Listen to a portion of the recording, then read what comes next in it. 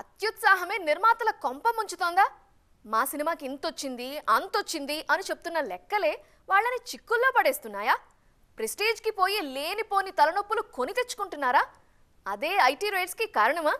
టాలీవుడ్లో ఉన్నట్టుండి పేలిన IT raids bomb వెనుక అసలు రీజన్ ఏంటి? టాలీవుడ్ అగ్ర నిర్మాతలు దిల్ రాజుతో పాటు మైత్రి మూవీ మేకర్స్ ఆఫీసులో ఇళ్లపై ఐటీ శాఖ సోదాలు జరపడం సంచలనంగా మారింది. దిల్ రాజు ఇప్పుడు కేవలం నిర్మాత మాత్రమే కాదు, Telangana film development corporation chairman కూడా.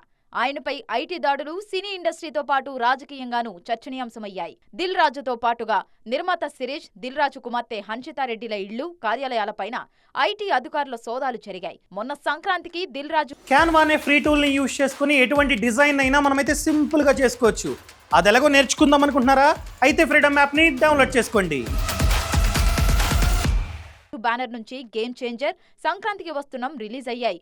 వీటిలో వెంకీ, అనిల్ రావిపూడి సినిమాకు రికార్డు వసూళ్లొస్తున్నాయి. మరోవైపు గేమ్ చేంజర్ కు ఫస్ట్ డే 186 కోట్ల పోస్టర్ విడుదల చేశారు మేకర్స్. మైత్రి మూవీ మేకర్స్ నుంచి పుష్ప 2 వచ్చింది. మా సినిమా బాహుబలి 2ను కొట్టిందంటూ అధికారికంగా చెప్పడమే కాదు, 1830 కోట్ల పోస్టర్ విడుదల చేశారు. తమ సినిమాలకు 100 కోట్లు వచ్చాయంటూ నిర్మాతలు చేసే ఈ ప్రమోషనే వాళ్లను ఇబ్బందులు పడేస్తుందేమో అనే చర్చ జరుగుతోంది. గతంలోనూ వాల్తేరు వీరయ్య టైంలో మైత్రి మూవీ మేకర్స్ పై ఐటీ దాడులు జరిగాయి.